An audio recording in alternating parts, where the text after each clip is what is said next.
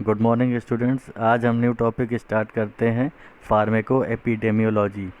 Pharmaco epidemiology हमें ये define करता है कि इसमें जो हम ड्रग के यूटिलाइजेशंस और उसके इफ़ेक्ट्स के बारे में स्टडीज़ करते हैं।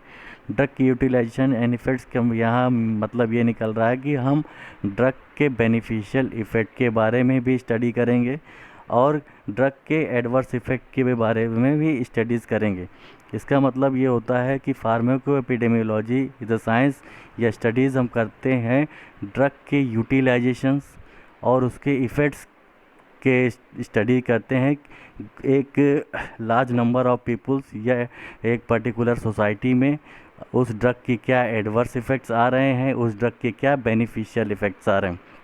ये एक ऐसा साइंस है या एक ब्रिज साइंस है जो क्लिनिकल फार्मेकोलॉजी और एपिडेमियोलॉजी के बीच में हम दोनों सपोर्ट करके इस पे स्टडीज़ करते हैं।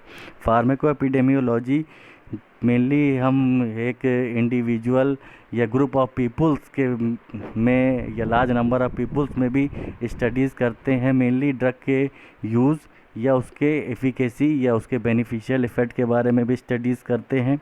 और दूसरा पैरामीटर ये आता है कि उस ड्रग के एडवर्स इफ़ेक्ट्स के भी बात करते हैं। अगर हम पॉजिटिव केस की बात करें तो पॉजिटिव का मतलब यहाँ पे ये निकल के आता है कि उस ड्रग की यूटिलाइजेशन इफ़ेक्ट्स का बेनिफिशियल या थेरेप्यूटिक इफ़ेक्ट क्या आ रहा है ग्रुप ऑफ पीपल्स के अंदर। दूसरा, अगर हम नेगेटिव रिस्पांस की बात करते हैं तो नेगेटिव रिस्पांस का मतलब यहाँ ये निकल के आ रहा है या ये इंडिकेट कर रहा है कि उस ड्रग या के यूटिलाइजेशंस या यूज़ के बाद उस ड्रग का एडीआर या adverse drug reactions group of peoples या लार्ज नंबर ऑफ पीपल्स में स्टडीज़ करने के बाद क्या निकल के आ रहा है। द फील्ड ऑफ फार्माकोएपिडेमियोलॉजी मतलब में ये स्टडीज़ हम करते हैं कि उस स्टडीज़ करते हैं कि ड्रग और ड्रग के यूज़ के बारे में स्टडीज़ करते हैं, उसकी डिटेल स्टडीज़ करते हैं कि how the drug will be act and what is the adverse effect of that drug in the किसी भी इंडिविजुअल या ग्रुप ऑफ पीपल्स के में उस ड्रग के यूज़ कैसे यूज़ कर रहे हैं उसकी स्टडीज़ करते हैं डिटेल। इस मेथड के द्वारा हम ये भी हमारे लिए बेनिफिशियल नॉलेज की तरह यूज़ होता है कि ड्रग कैसे हम उसको यूज़ कर रहे हैं और उस ड्रग का क्या इफ़ेक्ट ग्रुप ऑफ पीपल्स के अंदर या लार्ज नंबर ऑफ पीपल्स के अंदर क्या इफ़ेक्ट निकल के आ रहा है। अगर हम फार्माको एपिडेमियोलॉजी को ब्रेक डाउन करें तो फार्मा मतलब ड्रग, एपिडेमियोलॉजी मतलब कि किस एपिडेमियोलॉजी एक पर्टिकुलर एरिया या पर्टिकुलर एरिया के अंदर जो पीपल रहते हैं उस पर हम स्टडीज़ करते हैं या तो किसी इंडिविजुअल के अंदर हम स्टडीज़ करते हैं। या यहाँ मेनली एपिडेमियोलॉजी का मतलब ये हो रहा है कि हमें ड्रग की स्टडीज़ करनी है एक पर्टिकुलर एरिया में जहाँ पे लार्ज नंबर ऑफ पीपल हैं, उस ड्रग का यूज़, उस ड्रग का इफ़ेक्ट मेनली स्टडीज़ करना है। यहाँ पर ड्रग यूज़ की बात कर रहे हैं तो बेनिफिशियल इफ़ेक्ट आता है कि एडीआर इफ़ेक्ट। बेनिफिशियल इफ़ेक्ट की बात अगर हम करते हैं तो उस ड्रग का इंडिविजुअल या ग्रुप ऑफ पीपल्स के अंदर बेनिफिशियल एक्शन या थेरेप्यूटिक एक्शन क्या आ रहा है उसकी हम स्टडीज़ करते हैं, है ना। एक पैरामीटर बनाते हैं, एक चार्ट बनाते हैं ताकि एक आइडिया ग्रुप ऑफ पीपल्स के स्टडीज़ करने के बाद कि एक रिज़ल्ट मिलता है कि उस ड्रग का यूज़ और इफ़ेक्ट करने के बाद कितने परसेंट उस ड्रग का इफ़ेक्ट या बेनिफिशियल इफ़ेक्ट एक ग्रुप ऑफ पीपल्स के अंदर आ रहा है। दूसरा है एडीआर। एडीआर का मतलब ये है कि एडवर्स इफ़ेक्ट, उसका भी हम एक अलग रिज़ल्ट बनाते हैं कि उस ड्रग से यूज़ और इफ़ेक्ट के बाद कितना परसेंट एडीआर या एडवर्स इफ़ेक्ट या साइड इफ़ेक्ट कॉज हो रहा है। अगर हम फार्मेको एपिडेमियोलॉजी को ऑपरेट करने की बात करते हैं तो वो 3 लेवल्स के थ्रू ऑपरेट होते हैं। मेनली 3 टाइप्स या 3 लेवल के अंडर कैटेगराइज किए गए हैं। पहला है मैक्रो लेवल, सेकेंड है मीज़ो लेवल, थर्ड है माइक्रो लेवल।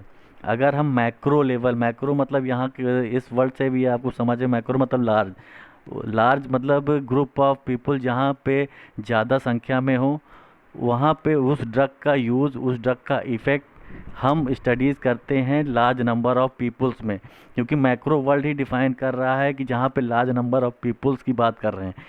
दूसरा आता है मीज़ो। मीज़ो मतलब कि इन दोनों माइक्रो और मिनी के बीच का बात कर रहे हैं। यहाँ पे क्या होता है कि क्लस्टर या ग्रुप ऑफ पीपल्स की बात कर रहे हैं जो एज के द्वारा सेपरेट किए गए हों, या सेक्स के द्वारा या ड्रग यूज़ के द्वारा, उनकी डिसीज़ के द्वारा, उन सबको सेपरेट करके क्लस्टर्ड ऑफ पीपल के अंदर उस ड्रग का इफ़ेक्ट, उसका यूज़ क्या आ रहा है, उसके बारे में हम स्टडीज़ करते हैं। अब नेक्स्ट लेवल की बात करें तो माइक्रो वर्ल्ड ही डिनोट करता है कि किसी भी इंडिविजुअल पीपल या इंडिविजुअल पेशेंट के बीच में स्टडीज़ करते, वहाँ पे एक लिंक जो बनता है इंडिविजुअल पेशेंट्स के बीच में है, वहाँ प्रिस्क्राइबर या फार्मासिस्ट के बीच की हम स्टडीज़ करते हैं कि उस ड्रग, फार्मेसी या प्रिस्क्राइबर एक इंडिविजुअल पेशेंट के अंडर स्टडीज़ करता है कि उस ड्रग का यूज़ क्या और इफ़ेक्ट उस क्या आ रहा है, उस बेनिफिशियल इफ़ेक्ट क्या आ रहा है, उस ड्रग का एडवर्स इफ़ेक्ट क्या आ रहा है।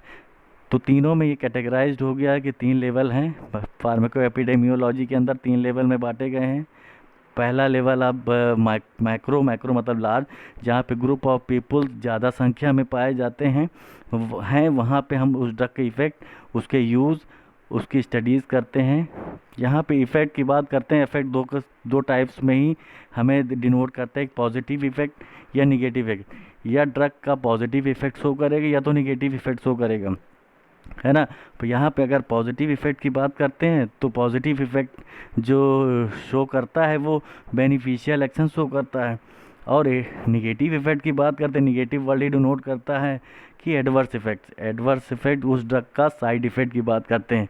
हमारे लिए ड्रग जो सूटेबल है या बेनिफिशियल है, वो जिस ड्रग की सेफ्टी मार्जिन मतलब बेनिफिशियल एक्शन ज़्यादा हो और एडीआर कम हो, तो वो ड्रग किसी भी इंडिविजुअल पेशेंट या लार्ज नंबर ऑफ पीपल्स या क्लस्टर्ड ऑफ पीपल्स की बात करें तो वो ड्रग उसके लिए सेफ्टी मानी गई। नेक्स्ट है इसके मेथड्स ऑफ फार्मेको एपिडेमियोलॉजी। अगर हम इनकी मेथड्स की बात करें तो ये 4 टाइप्स के मेथड इसके अंदर कैटेगराइज किए गए हैं, जो इस प्रकार हैं। पहला है क्वांटिटेटिव, दूसरा है डिस्क्रिप्टिव, थर्ड है स्टैटिकल, फोर्थ है एक्सपेरिमेंटल स्टडीज़।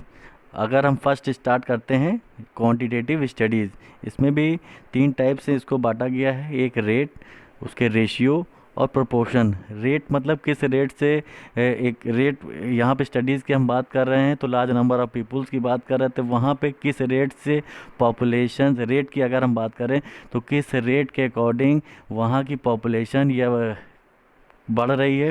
रेशियो, किस रेशियो में मतलब क्या रेट है फीमेल और मेल रेशियो क्या है उस जगह एक पर्टिकुलर एरिया या पर्टिकुलर नंबर ऑफ पीपल्स में, और किस प्रोपोर्शन से वहाँ डिसीज़ होने के चांसेस या फ्रिक्वेंसी है। 3 चीज़ें आ गई, रेट, रेशियो और प्रोपोर्शन। रेट का मतलब वही मैंने बताया कि किस रेट से वहाँ की पॉपुलेशन का डिक्रीज़ हो रहा है या इंक्रीजमेंट हो रहा है। रेशियो, किस रेशियो में वहाँ मेल और फीमेल का प्रोपोर्शन है। तीसरा है प्रोपोर्शन, वही कि किस रेशियो से वहाँ पे डिसीज़ रेट की इंक्रीजमेंट हो रहा है या डिक्रीजमेंट हो रहा है। अगर हम डेथ रेट की बात करें तो उसमें एक फॉर्मूला है जिसके अकॉर्डिंग हम डेथ रेट वहाँ पे एक पर्टिकुलर एरिया पे या लार्ज नंबर ऑफ पीपल्स में हम निकाल सकते हैं। तो उसका फॉर्मूला इस प्रकार से है, death rate is equal to number of death in first year upon mid year population into 1000। अगर हम 1 साल की बात करें तो वहाँ पे किस, और पूरे पॉपुलेशंस की बात करें तो उसको हम इंटू कर देंगे 1000 से, तो वहाँ का डेथ रेट आसानी से एक पर्टिकुलर एरिया का निकल सकता है। अगर हम फ्रीक्वेंसी करें डिसीज़ की, मतलब एक पर्टिकुलर एरिया में किस फ्रीक्वेंसी से किस प्रोपोर्शन से वहाँ पे डिसीज़ हो रही है, उसका एक फॉर्मूला है, frequency of disease is equal to doctor upon population with disease. यहाँ पे ये फॉर्मूला ये कहता है कि अगर वो पॉपुलेशन में डिसीज़ का कंसंट्रेशन या डिसीज़ की पॉपुलेशन ज़्यादा है, तो वहाँ पे अगर डॉक्टर की मिनिमाइजेशन या शॉर्टेज है तो वहाँ पे जो डेथ रेट या फ्रीक्वेंसी ऑफ डिसीज़ है वहाँ पे बढ़ सकता है। अगर वहाँ पे हम बात करें doctor is directly proportional to frequency की बात करें, तो डॉक्टर अगर वहाँ पे ज़्यादा है तो फिर जो डिसीज़ एक पर्टिकुलर एरिया की है वहाँ पे डिसीज़ रेशियो जो होगा, वो डेथ रेशियो जो होगा वो बहुत ज़्यादा मिनिमाइज या कम हो सकता है। अगर हम स्पेसिफिक डेथ रेट फॉर्मूला की बात करें तो यहाँ पे एक फॉर्मूला है, number of death due to disease during calendar year upon mid year population. Specific death rate का फॉर्मूला ये कहता है कि किसी भी एक ईयर में, एक कैलेंडर ईयर में कितने लोग किसी भी पर्टिकुलर डिसीज़ से उनकी डेथ हुई है एक पर्टिकुलर ईयर पर्टिकुलर पॉपुलेशंस के अंदर। ये फॉर्मूला ये कहता है। फार्मेको एपिडेमियोलॉजी का जो सेकंड मेथड है वो है डिस्क्रिप्टिव। डिस्क्रिप्टिव के अंदर ये इंक्लूड करता है, फर्स्ट है विद गेटिंग डिसीज़, मतलब परस्यूअर, ये जो पर्टिकुलर एक डिसीज़ किसी भी सेक्टर में या किसी एरिया में आई है तो उसका मेन परस्यूअर कौन है, कहाँ से ये डिसीज़ किसके माध्यम से आई है। दूसरा है कि वेयर द डिसीज़ अकर्स, किस प्लेस में किस एरिया में ये डिसीज़ पर्टिकुलर अकर हुई है या उत्पन्न हुई है। तीसरी कि कितने टाइम डिस्ट्रीब्यूशन में ये डिसीज़ का इंक्रीमेंट या कितनी तेज़ी से ये डिसीज़ बढ़ी है, ये हम डिस्क्रिप्टिव स्टडीज़ में स्टडीज़ करते हैं। मेनली कौन परस्यूअर मतलब जो डिसीज़ को लेके आया है और किस पर्टिकुलर प्लेस में ये हुआ है, और इसका रेशियो किस टाइम डिस्ट्रीब्यूशन से ये डिसीज़ का इंक्रीमेंट या डिक्रीजमेंट हो रहा है, ये हम पढ़ते हैं डिस्क्रिप्टिव स्टडीज़ में।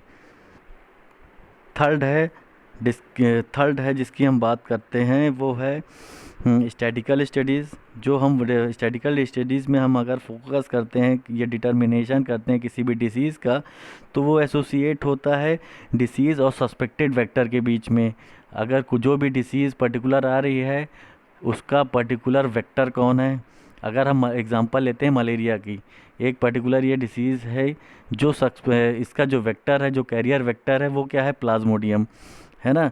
तो ये इसमें ये क्या कहता है कि कौन सी डिसीज़ पर्टिकुलर एरिया में हो रही है और उस पर्टिकुलर डिसीज़ का वेक्टर या सस्पेक्ट कौन है, सस्पेक्टेड वेक्टर कौन सा है।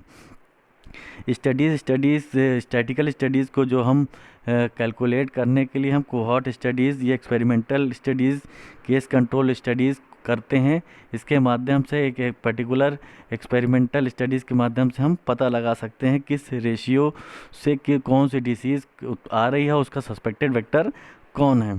अगर हम फोर्थ की बात करते हैं तो उसमें फोर्थ है एक्सपेरिमेंटल स्टडीज़। एक्सपेरिमेंटल स्टडीज़ के अंदर आता है जिस पे हम ड्रग की एक्सपेरिमेंट करते हैं कि उस ड्रग का इफ़ेक्ट या साइड इफ़ेक्ट क्या है, मतलब क्लिनिकल ट्रायल करते हैं, ये क्लिनिकल इफ़ेक्ट देखते हैं। पहले हम किस पे देखेंगे, माइस या रैट पे, ये एक्सपेरिमेंटल एनिमल्स हैं जिस पे हम इस ड्रग का इफ़ेक्ट, बेनिफिशियल इफ़ेक्ट्स और ड्रग का एडवर्स इफ़ेक्ट की स्टडीज़ करते हैं। अब लास्ट में हमारा क्या एम है इस फार्मेको एपिडेमियोलॉजी स्टडीज़ करने का, तो पहला एम तो ये कहता है कि हम आइडेंटिफाई या पता लगा सकते हैं कि किसी भी ड्रग का एडीआर या किसी भी ड्रग का जो एडीआर आउटकम हो रहा है उसके बारे में डिटेल हम पता कर सकते हैं। ये सबसे बड़ा एम है फार्मेको एपिडेमियोलॉजी का। दूसरा है कि उस ड्रग का क्या क्लिनिकल इफ़ेक्ट्स आ रहा है। सेकंड एम ये कहता है कि उसको स्टडीज़ करने के बाद, एक्सपेरिमेंटल स्टडीज़ होने के बाद उस ड्रग का क्या क्लिनिकल इफ़ेक्ट्स आ रहा है एक पर्टिकुलर एरिया पे, उसके बाद उसका सबसे बड़ा एम ये है। तीसरा एम सबसे बड़ा ये है कि किसी भी ड्रग का हम आउटकम्स निकाल सकते हैं या रिज़ल्ट निकाल सकते हैं कि उस पर्टिकुलर ड्रग का क्या इफ़ेक्ट, क्या रिज़ल्ट आ रहा है। नेक्स्ट एम ये कहता है कि इस मेथड के द्वारा हम किसी भी ड्रग का उसका यूटिलाइजेशन करने के इफेक्ट एक्सपेरिमेंटल करने के बाद उस ड्रग का क्या बेनिफिशियल एक्शन या बेनिफिशियल इफ़ेक्ट या उस ड्रग का क्या एडवर्स इफ़ेक्ट आ रहा है, उसके बारे में हम इस मेथड फार्मेको एपिडेमियोलॉजी मेथड के द्वारा मेथड से हम इस डिटेल स्टडीज़ कर सकते हैं। किसी भी लार्ज नंबर ऑफ पीपल से पर्टिकुलर एरिया पे हम डिटेल स्टडीज़ करने के बाद, ये सारे पैरामीटर को कलेक्ट करने के बाद हम एक रिज़ल्ट या एक मेथड बता सकते हैं, डिटेल स्टडीज़ कर सकते हैं किसी भी ड्रग के बेनिफिशियल इफ़ेक्ट्स और उसके एडीआर या एडवर्स इफ़ेक्ट्स के बारे में।